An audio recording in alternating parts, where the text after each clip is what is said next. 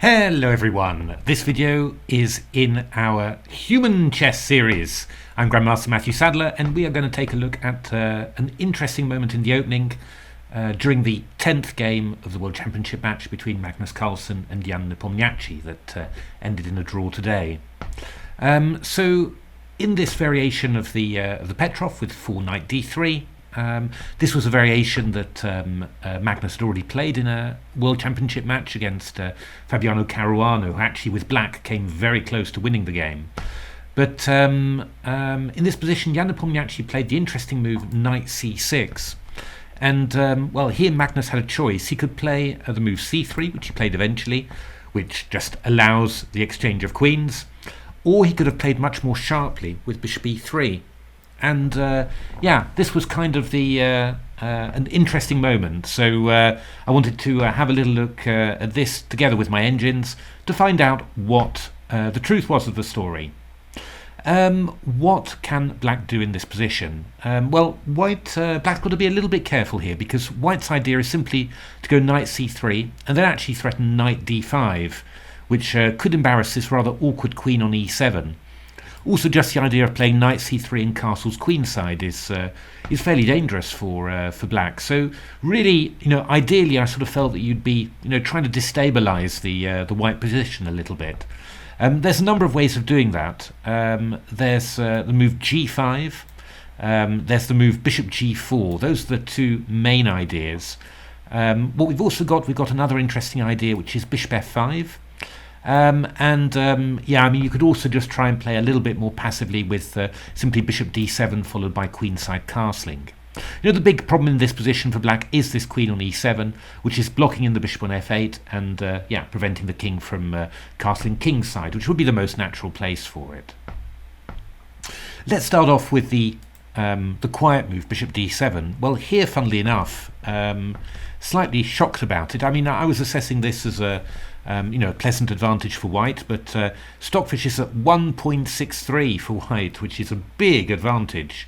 Yeah, I mean, how did a sample game go? We've got a6, queen d2, very typical. Move the queen out of the way, open up the line of the bishop, and also sort of threaten this idea. I'll show you this is a game of Komodos with white against Stockfish, and that's d5, knight b8, queen d4, aiming for a7. And already black's in black's in a lot of difficulties here. Black's really suffering quite badly. Very little space, queen threatening to invade on a7. And yeah, I mean, very little feeling that black's got an easy way to get at the white position, even to distract him from his coming attack. So yeah, I mean, Stockfish somehow by a miracle managed to hold this, but it was very, very unpleasant.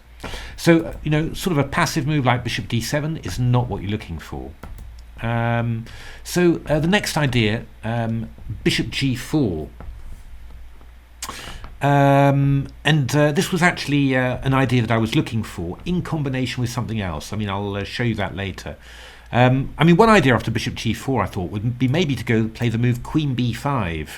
I like this move, escaping and attacking the pawn on b7, and then after castles we go d5. And I thought that yeah, this might be a little bit inconvenient for black, because well, a7 is hanging, knight on c6 on priest, but black's got quite a nice idea here: knight d4, queen a4, and then g5. And yeah, I mean, this is just a pawn sacrifice here, with the idea of meeting queen d4 with a stunning knight g4. We don't mind about this rook on h8 hanging because of knight takes c3.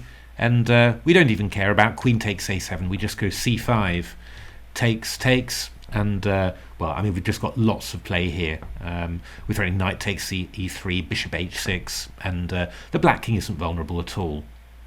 So that was very interesting. I mean, after bishop g4, the best move is f3. And when I looked at it originally, I had the idea, could I go bishop f5?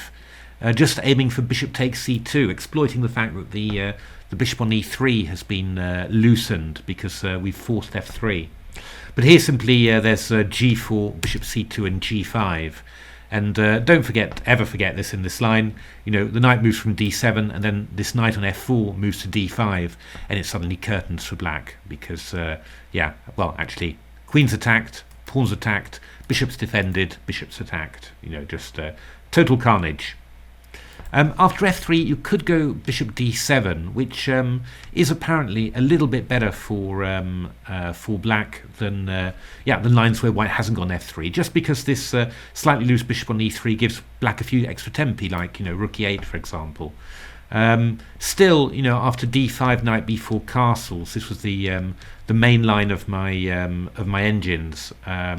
This still looked quite comfortable for white, really. Again, the king side is just rather weak. This knight is offside. We're just going knight g3, a3, bishop d3. Very pleasant position for white, really. So wouldn't be at all what I would want.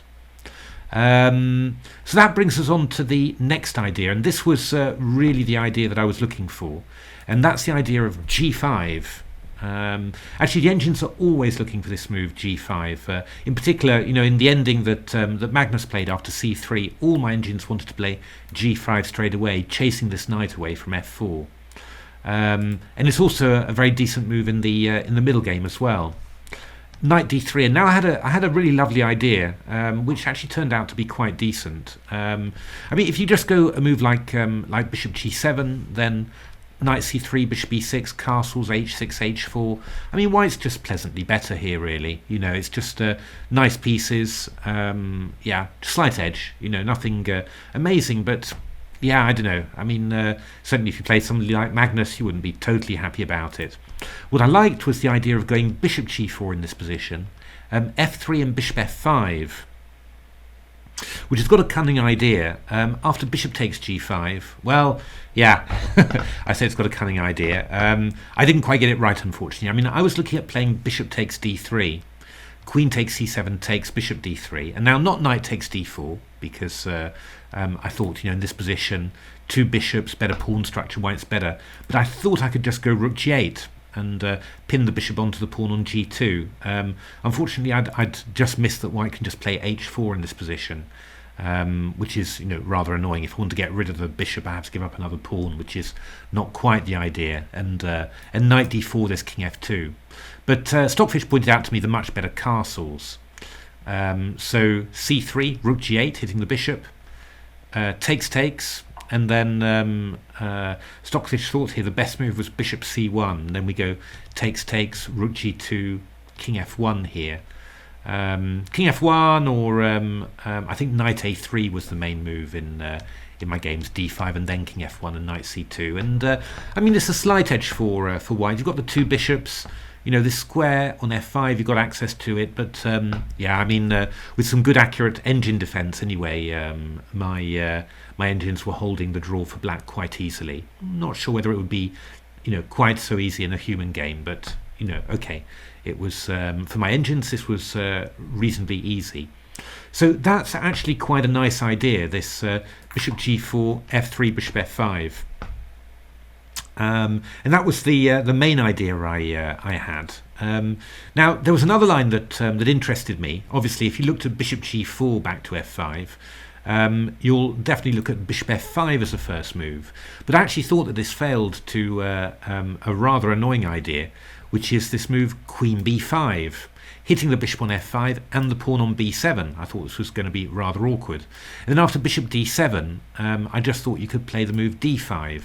Obviously, queen takes b7 would allow rook b8. Oh, sorry, I'm getting that slightly wrong. Queen d7 was the move I wanted, and if queen b7, I go rook b8, queen a6, knight b4, hitting a6 and c2, which looked really rather dangerous. But I thought after queen d7, I can just go d5. You have to go knight d8. And then I play some move. Actually, I was looking at queen a5, queen b3. My engine wanted queen e2. Just followed by knight c3 and castles queenside. Felt that white had a big advantage, and well, big space advantage, right? I mean, and this knight on d8 is awful. But there is something that I just had not considered, and it's really cunning. It's d5 in this position.